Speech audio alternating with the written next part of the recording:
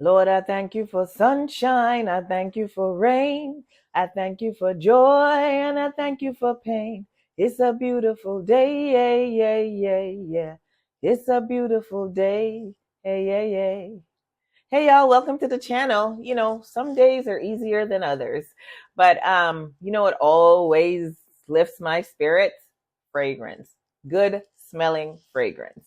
So today we are going to be discussing two newly released fragrances. We're going to dig deep to find out if they're truly worth the hype. If that's something that interests you, keep watching.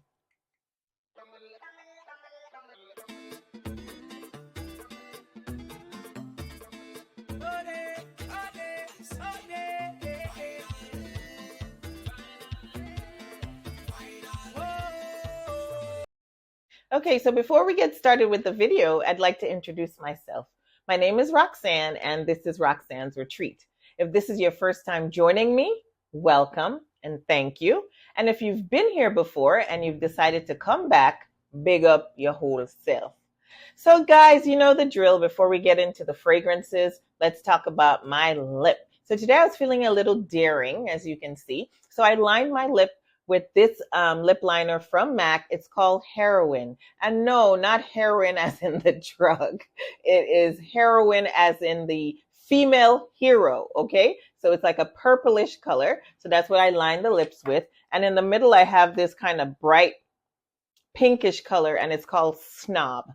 No, that does not describe me in any way. That is just the name of the lippy. All right. So that's the lip combo for today. Next, my scent of the day. This one is from Maison Margiela, and this is called Coffee Break. So in addition to the Coffee Break, I decided to use this lotion, which is from Bath and Body Works, and it is coffee and whiskey. So typically these from Maison Margiela, they are EDT, so they typically don't perform too well. I would get about 4 hours from this, but when I pair it with the body lotion from Bath and Body Works, coffee and whiskey, it kind of extends the life for another couple hours, so I can still smell myself. Now this opens with some pepper, and I know there's coffee and milk in the middle, and in the base there's some vanilla. So you don't smell like Starbucks. No, you don't. It's like a faint coffee smell, because I'm not really into too much coffee heavy fragrances. But this one is one that I can absolutely do year round. Scent of the day, Coffee Break from Maison Margiela. All right, so let's get into these brand new releases. So the two fragrances I have here, they were both released this year in 2023. So of course, there's a lot of buzz in the fragrance community because they're new. One's designer and one niche. So yeah, let's just get into it. I'm going to start with the designer release. So the one that I speak of and that I've tried is called Good Girl Blush by Carolina Herrera. Now, I know the bottles are like super controversial, but I love them. Some people think they're cheesy. Some people like, ugh, it's distasteful. What's distasteful about a stiletto? Not a darn thing, my opinion. But anyways, this is Good Girl Blush, a very light pinkish shoe. So this is the newest flanker in the line. If you're familiar with the original, this is what it looks like. So this is Good Girl. So this is the original Eau de Parfum. And this is just the latest flanker. Now, I cannot keep up with the number of flankers in this line. All I know is that they're all pretty and they all have really nice bottles. I like these bottles. Anyway, so let's just give it a spray.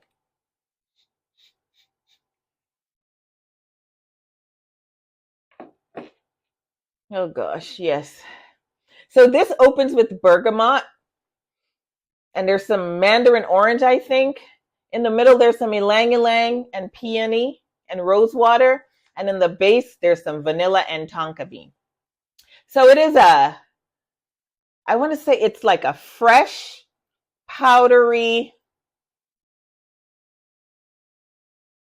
sweetish fragrance. So it's not overly sweet, right? I can tell you that. It's not overly sweet. It's just more so fresh and clean, and that vanilla and tonka in the base gives it just that touch of sweetness. It is really, really pretty. So this is, again, what it looks like. It retails for $147, and you can find it at most retailers. So Ulta, Sephora, Macy's, Dillard's, etc., etc. So it's readily available. It's so pretty, I think. So when I tested this, it gave me about 5 hours on the skin. And in terms of how strong it is, out of 10, like 10 being the strongest fragrance known to man, I would give it about a 6. In terms of the projection and the sillage, I would say it was moderately, you know, performing in terms of sillage and projection. People could smell me because I did get one compliment when I wore it. And the compliment was, "Oh, you just smell so pretty." But yeah, so that is what Good Girl Blush gives. I've only worn it once, so I haven't really, worn it over and over and over to see. But it's so far, I'm truly, truly enjoying this one. So it's Good Girl Blush by Carolina Herrera. Retails for $147. It is readily available, and I get just like a nice, clean, fresh vibe from it. It's like a good everyday running errands. I want to smell pretty, but I don't want to smell perfumey kind of vibe. That is what this gives me. Good Girl Blush from Carolina Herrera. Gosh, I wish I could wear these shoes, like seriously. But I think my knees are going to cave in. Okay, so let's talk about the niche release. Woo, I got bars. The niche release, the niche release. Chicka chicka chow chow. Who's on the Who's on the turntable? Don't worry, I'll keep my day job. I shall. Anyways, the niche release that I'm referring to is from the house of Parfums de Marly, and it is called Valaya. So Valaya is described as a fruity floral musk. Let's give it a spray. The bottle, though, don't sleep on these bottles. They're gorgeous.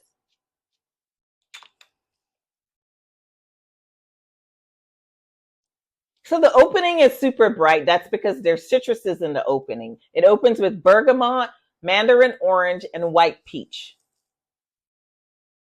In the middle, there's orange flower and some vetiver. And in the dry down, there is akigala wood, ambroxan or ambrox fix, and musk.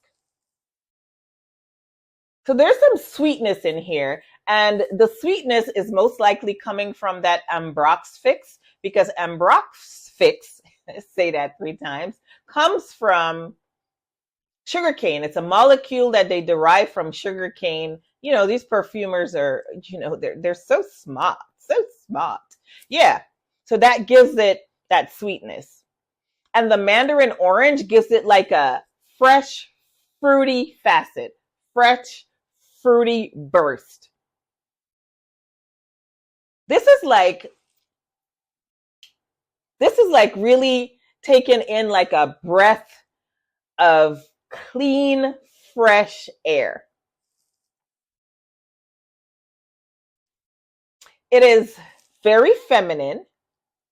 It has like a sensual nuance, like a girly, sensual nuance, like an ode to femininity. This right here. Wow.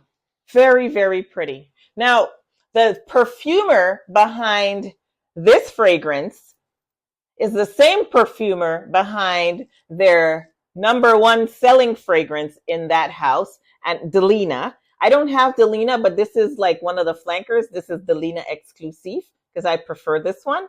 But yeah, so the perfumer, the nose behind this fragrance is Quentin Biche. Yeah, this one,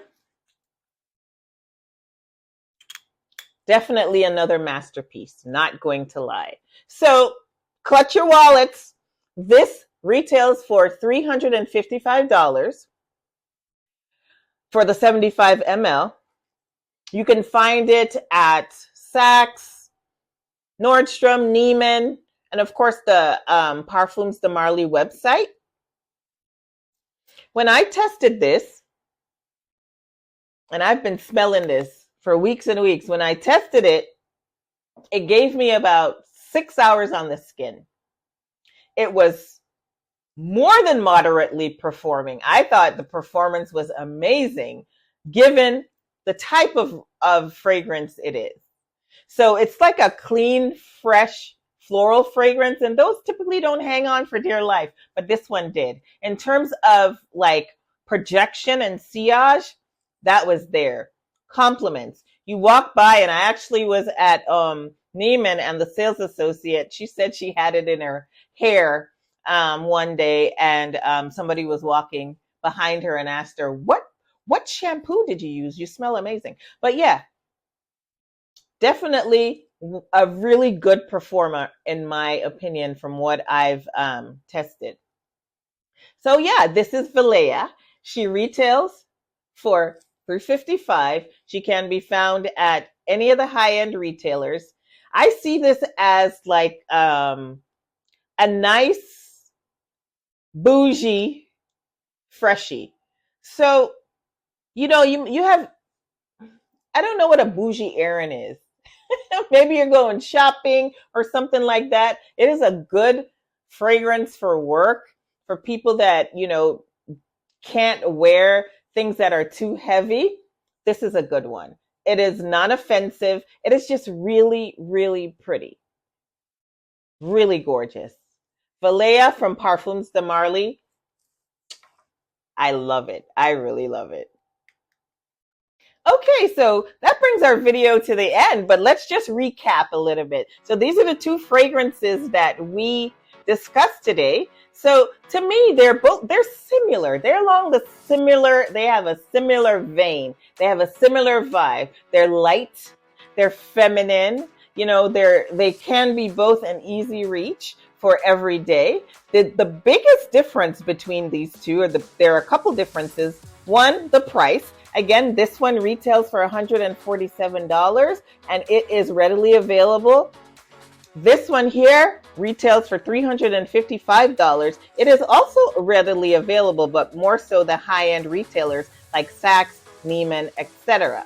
Now, this fragrance is quite linear, so that means it just remains the same throughout the fragrance. This one, being a niche fragrance, is a little bit more complex. You get some changes along the notes.